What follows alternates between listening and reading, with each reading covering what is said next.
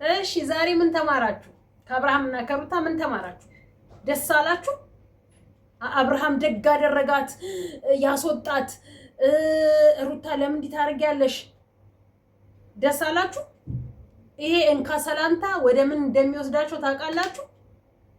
ይሄ አጉል እልህኝነት፣ አጉል ለትዳር የማይጠቅም መልእክት ማስተላለፍ ለሌሎች ጥሩ ነው ብላችሁ ታስባላችሁ? ለልጆቻችሁ ጥሩ ቅርስ ነው ብላችሁ ታስባላችሁ? ጥሩ መልእክት ነው ብላችሁ ታስባላችሁ? ሴት ልጅ ወልዳ ማንም አንገቷን ሰብራ ትቀመጥ፣ ማንም የቤት ሰራተኛ ሆና ትኑር የሚል ህግ የለም፣ ህሊናም የለንም ማለት ነው።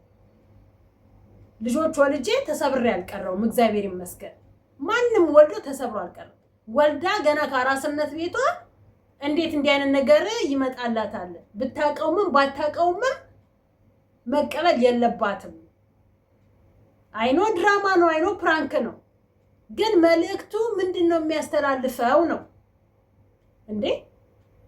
እንዲህ አይነት መልእክት ለልጆቻችን የናሂና የውብዬ ድራማ እኮ ነው እየተደገመ ያለው። ዩቲዩበሮቻችን በአጠቃላይ የሚያደርጉት አንድ አይነት ተመሳሳይ የማይጠቅም ዛሬ ላይም እያደረጉ ያሉት ትናንት ያደረጉትን ዛሬ ላይም እየደገሙት ያሉት ህይወት ማለት ነው። ቡዜም ዛሬ ልክ ልካቸውን የነገረቻችሁ ሂዱና ስደቧት። አብርሃም ሲያደርግ ትክክል ነው፣ ሩታ ስታደርግ ትክክል አይደለም ማለት አይደለም። አብርሃምም ትክክል አይደለም፣ ሩታም ትክክል አይደለችም፣ አለቀ። እሱ ማን ነው የተፈቀደለት እንደፈለገ እንዘላዘል፣ እሷ ማናት ያልተፈቀደላት አንገቷን ትስበር። ማንም እንደዛ ብሎ የሚያለው የለም። በቃ ስርዓትና አግባብ አለው። ሚዲያ ላይ የምንሰራውና የማንሰራውን ማወቅ አለብን፣ መለየት አለብን። ለልጆቻችን ለትውልድ የምናስተላልፈው መልእክት መለየት አለብን ነው። ማንም ስለተሳደበ አንገቱን የሚደፋና ወደኋላ የሚቀር የለም። ስለተዘቀዘቀም በነፍስ በህይወት እያለ ያ ሰው ፎቶ ስለተዘቀዘቀ እሱ ተዘቀዘቀ ማለት አይደል። ማንም በኮንፊደንስ ዛሬ ጥሩ ደረጃ ላይ እየደረሰ ነው ያለው። ትናንት ሲሰደቡ ሲረገጡ የነበሩ ሰዎች ማለት መሰደብ ባይዘው አንዳንዴ ወደ ላይ እንድትወጡ ያደርጋቸዋል፣ እንድትጠነክሩ ያደርጋቸዋል። ማንም መለስ ምንድነው ያለው? መላጣዬን መጥቶ መላጣዬን መንካት እንጂ የማይቻለው መላጣ ብሎ መሳደብ ይቻላል። እውነቱን ነው። የፈለጋችሁትን ብላችሁ መሳደብ ትችላላችሁ። መጣችሁ ግን እንዲህ ስትነኩኝ ግን የዛኔ ተላለቅናት። የአብርሃምና የሩታ መልእክት አይጠቅምም። አብርሃም ዛሬ ነቀለ። ከዛም አልፎ ተርፎ ልጁን እንኳን ሳያይ ወጣ። ከዛም አልፎ ተርፎ አንቺም ከፈለሽ ከነል አስወጣሻለሁ አላት። ይሄ ያስደስታችኋል እናንተ ስታስቡት? እንደዚህ ባታደርግ ኖሮ እንዲህ አይላትም ነበር። እላፊ ቃላት እየተነጋገሩ የማይሆን ቃላት እየተመላለሱ ወዴት ነው የሚደርሱት? ለቤተሰብስ ምንድን ነው እሱ ይጠቅማታል አይጠቅማትም እሷ ነች የምታውቀው። እሱ ቤቱ ስላስገባች ሊሆን ይችላል የተናደደው እንጂ እንዳለው መንገድ ላይ ባይሽ ዞር ብያ ላይሽም። እንዲህ አይነት ንቀት እያስተናገደች ደግሞ እንዴት ነው ልትቀጥል የምትችለው? እየተናናቁ ምንድነው የሚባለው በጥላቻ እየተያዩ እንዴት አይነት አስተያየት እንዳያት እያያችሁ ነው። እንዴት እንዲህ የገፈተራት ምናምን እንደዚህ እንድትሆን ደስ ይላችኋል? መሆን የለበትም ነው የምንለው እኛ። እንደዚህ መሆን የለበትም። በቃ በሷም አያምርም በሱም አያምርም። ከሰላም ከፈጠሩ ሰላም ይፍጠሩ። አለበለዚያ ደግሞ ማንም ልጁን ተራርቆ ተለያይቶ እንደሚያሳድገው ተራርቆ ተለያይቶ ያሳድጉ። አለቀ። እንዲህ የተናናቁ እንዲህ እየተገፈታተሩ የማይሆን ቃላት ከአንደበታቸው እየተወራወሩ ለስሙ ተዋልደዋል። ሊደርሱ ነው። በመጀመሪያ ግን ሰላም ጤና ይስጥልኝ ውድ ዩቲዩብ ቻናል ተከታታዮቼ፣ በዓለም ዙሪያ የምትገኙ ኢትዮጵያውያን እንዲሁም ኤርትራውያን በያላችሁበት ሰላምታ ይድረሳችሁ። ሰላማችሁ እንደሁል ጊዜው እንደምድራሹ ብዝት ተርፍርፍ ይበል። ላይክ፣ ሼር፣ ሰብስክራይብ እያደረጋችሁ አበረታቱኝ ነው ማለት የምፈልገው። ሃይሚንና ብሩክን አይታችኋቸው ትላንት በአባትየው ፊት አልፈልግሽም ተባብለዋል። ዛሬ ደግሞ እቺኛዋ ደስታውን ፈልጋለሁ ብላ ፕሮግራም ባዘጋጀችበት ቦታ ላይ ሃይሚ መጣ። ሃይሚ ምን ያለ ብጥብጥ ውስጥ እንዳስገባች ታውቃላችሁ። የምላሳቸውን ሚዲያ ላይ ተለያየን ይላሉ እንጂ እሱ ሲያደርግ የማትወደው እሷን ስታደርግ የምትወደው እንዲህ አይነት ድራማ ለማንም አይጠቅምም። ኢቭን ለስማቸው ለራሱ ለክብራቸው ቃላት የማይጠቅም ቃላት መወራወር ትርጉም የለውም። ልብን ይሰብራል። የኔ እናት ልብን ይሰብራል። ዱላ ይሻላል እኮ አንዳንዴ ከንግግር ዱላ እንደሚሻል ታውቃላችሁ። ንግግር ልብ ይሰብራል፣ ጭንቅላት ይጎዳል።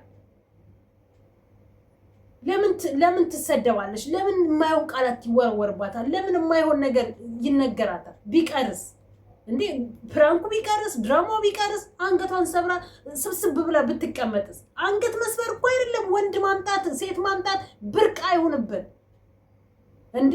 ወንድ ስላመላለሽ ሴት ስላመላለስ ህይወትክ የተቃና ይሆናል። ገና ለገና እሷ ሴት ስላመጣች እኔም ወንድ ማምጣት አለብኝ። እሱ ወንድ ሴት ስላመጣ እሱ ሴት ስላከታተለ እሱን አቀጥላለኝ እኔም ወንድ። ይሄ ትምህርት አይደለም የኔና ትዳርን ጥላቻ ፍቅርን ጥላቻ።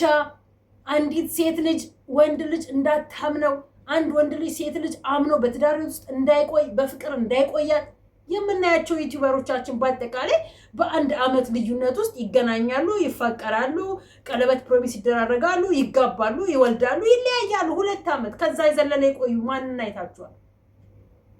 ሁሉም እንደዛ ነው እያደረጉ ያሉት። ይሄ ነገር ትምህርት አይሆንም።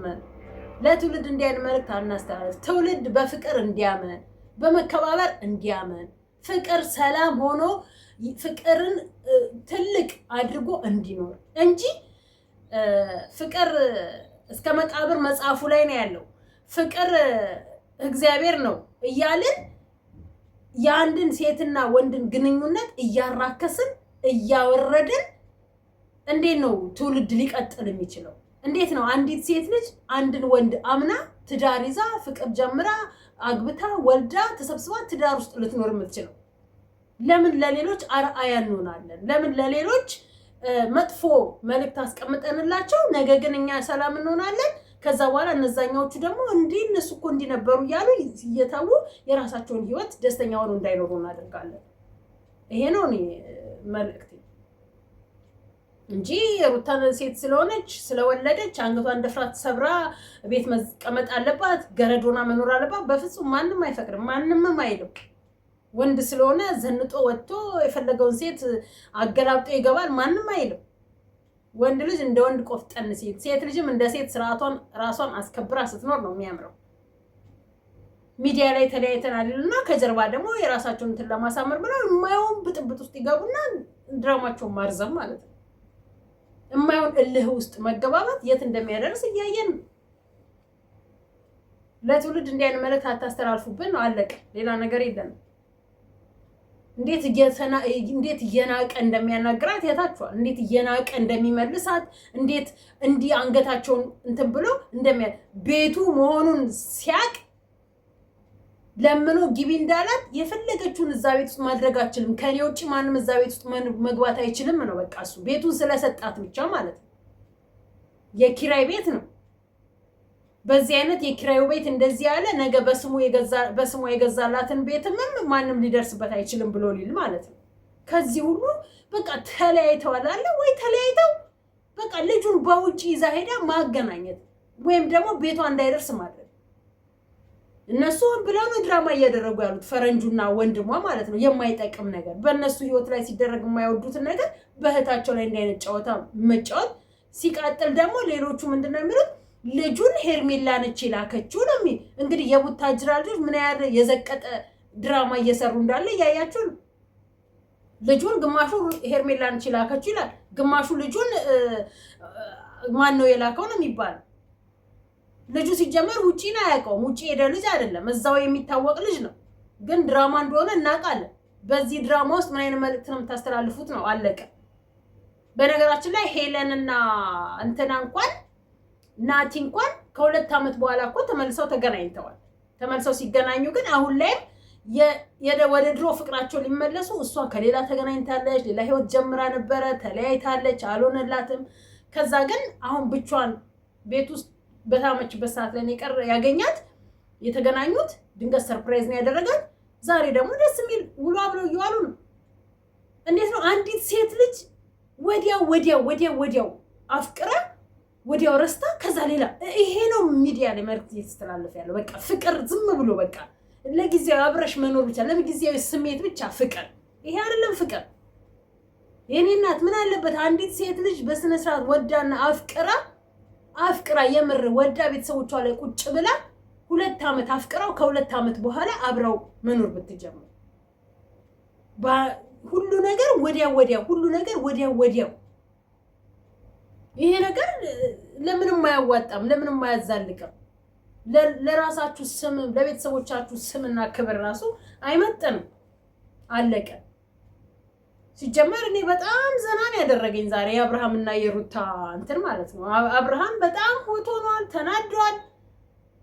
እኔ እንኳን አላረኩትም አለ እሱ። ከዛችኛዋ ጋር እንደፈለገ ሲሆን ኖርማል ነበረ ለሱ። አያችሁ። እሷ ግን ዛሬ ወንድ ስላመጣች ለምን ብሎ ቤቱ ስለሆነ ማለት ነው። ውጪ ብትሆን ዞር ብያ ላይ ሽም እስከ ማለት ደረጃ ማለት ነው። እማያያት የማይፈልጋት ከሆነ ኦፍ ኮርስ ልጁን ፍለጋ ነው የሚሄደው። አማረብሽ ምን ሆነብሽ እያለ ዙሪያውን ይፈላለጋሉ፣ ይፋቀራሉ፣ ይዋደዳሉ። አለቀ። በማስቀናት ውስጥ በመቀናናት ውስጥ ግን የሚመጣ ሰላም የለም። መተማመን የሚባል ይጠፋል። አትተማመኑ፣ መቼም አትተማመኑ። አጋጣሚ ሆነና የሆነ መንገድ ላይ እየሄዳችሁ አድናቂ ነኝ ፎቶን እነሳ ብላ ብትል ከእግር እስከ ራሱ ገላምጣ ልታባረክ ትችላለች። አለቀ። እምነት የሚባል ነገር ይሻክራል በውስጣችሁ። ናሂ እድሜ ልኩን የማይሰለጥን፣ ናሂ እድሜ ልኩን የማይነቃ፣ ናሂ እድሜ ልኩን የማይገባው፣ ናሂ እድሜ ልኩን የልጆቹን እናት ልጆቹን እንዳሰደበ እንዳንቋሸሻል። እድሜ ልኩን አንዲት ሴት እንዲነፍታበት ይዛው ሄዳ ነፍታበት የሆነ ነገር አድርገው እኔ እንጃ። ግን እኔ አላቅም። ይሄንን ኖርማል ነው ብላችሁ እያላችሁ የወሰዳችሁ እንዲህ አይነት ትምህርት የሚጠቅማችሁ ከሆነ ሞክሩት። ሁላችሁም ቤት ውስጥ ይግባ ነው የምለው። እንደዚህ አይነት ነገር ሁላችሁም የተመቻችሁ በየቤታችሁ ገብቶ እንዲህ አይነት ነገር ለካስ ይሄ ነገር ጥሩ አይደለም፣ በራስ ሲሆን ያማል፣ ለካ በሰው ላይ እንደምንፈርደው አይደለም ብላችሁ ልትረዱ ትችላላችሁ። ማንም በማንም ላይ ሲሆን የማይወደውን ነገር በሰው ላይ ሲሆን ደስ የሚለው ነገር በራሱ ላይ ሲሆን አይወደው። ስለዚህ እኔ በእኔ ላይ የማልፈልገው ነገር እንዲደረግብኝ በሰዎች ላይ ሲደረግ የማይሆን ነገር መቃወም አለብኝ እንጂ እሷ ልክ ናት እሱ ስህተት ነው። የሆነች ልጅ ኮመንት ላይ ምናችን ትላንትና አብርሃምን እኔ ማንም ምን የሚባለው እኔ ምን አገባኝ፣ እሱንም ነው የምናገረው፣ እኔ እሷንም ነው የምናገረው። ሀሳቤ መስጠት ነበረብኝ። የሆነ ቤት ላይቭ አገኘሁኝና ዩቲዩብ ላይ ላይቭ ገብቼ ሀሳቤን ሰጠው። አለቀ። ከዛ በዘለለ የተናገርኩት ልጁን እንዴት ይዘውት ይመጣሉ? ኦፍ ኮርስ ልጁ እንዴት እዛ ቤቷ ውስጥ ይገባል? ይሄ ራስን ማስናቅ ነው። አለቀ። ራስን ማስናቅ ነው። እሷ ለምን ራሷን አታስከብርም? ወንድ ስለመጣ ስሟ ዝና ሊሆን፣ ወንድ ስለቀየሩ ስማቸው ዝና ሊሆን አይሆንም። ሴት ስለቀየረ ስሙ ዋው ሊባለት አይሆንም። የኔና ሁሉም የራሱን ኮመንት ነው የሚያስቀምጠው። ቪዲዮ እያያችሁ አስኮምቱ። ላይክ ሼር ሰብስክራይብም እያደረጋችሁ እንጂ ዝም ብላችሁ ቪዲዮ ሳታዳምጡ ኮመንት አታስቀምጡ። መጠያየቅም የሚባል ነገር አለ። ስትፋቀሩ በራሱ አሁን ድንገት የሆኑ ልጆች ተፋቅረው ረጅም ጊዜ አብረው ቆይተዋል። በአጋጣሚ ግን ዘመድ ሆኖ ተገናኙ። ኦኬ ዘመድ ሆኖ ተገናኙ። አሁን እሷ የማይጠበቅ እንትን ውስጥ ነች ያለችው፣ ኮማ ውስጥ ነች ያለችው። እንግዲህ ፍቅር ውስጥ ከገቡ በኋላ ዘመድ መሆናቸው ታወቀ ማለት ነው። እንግዲህ አስቡት። እንዲህ አይነትም ገጠመኝ አለ። ዝም ብለን ያገኘነውን በቃ ቪዲዮ ተሰራና እቺ ልጅ እቺን ለምን መናገር አለባት ብላችሁ ኮሜንት አስቀምጣችሁ ስድብ። እኔ ባትኮምቱ ይሻለኛል ተሳድባችሁ ከምትኮምቱ ማለት ነው። ቤዚንና ማርክንም ተመልከቷቸው። ቤዚና ማርካውን እንትን እያሉ ነው የሚሄዱት። ምክንያቱም ያቺኛዋንም ልጁ ግግም ብሎ መውጣት የለባትም አለ። ኢትዮጵያ ውስጥ ሆቴል የለም ወይ? ኢትዮጵያ ውስጥ ይሄን ያህል እሷ ሴኩሪቲ የሆነ ቦታ ላይ ተቀምጣ ቤተሰቦቿን ማፈላለግ አትችልም ወይ? የራሱን ህይወት እየበጠበጠ ለሰው ህይወት የሚኖር ሰው የሚይዘው በብልሃት ነው እንጂ ዝም ብሎ የመጣለትን እየተቀበለ የራሱን ህይወት እየበጠበጠ ገና ለገና የሰው ህይወት አስተካክላለሁ ብሎ መሆን የለበትም። ስንት ደረጃ ላይ ይደርሳሉ የተባሉ ሰዎች ናቸው እንትን ያሉት ማለት ነው።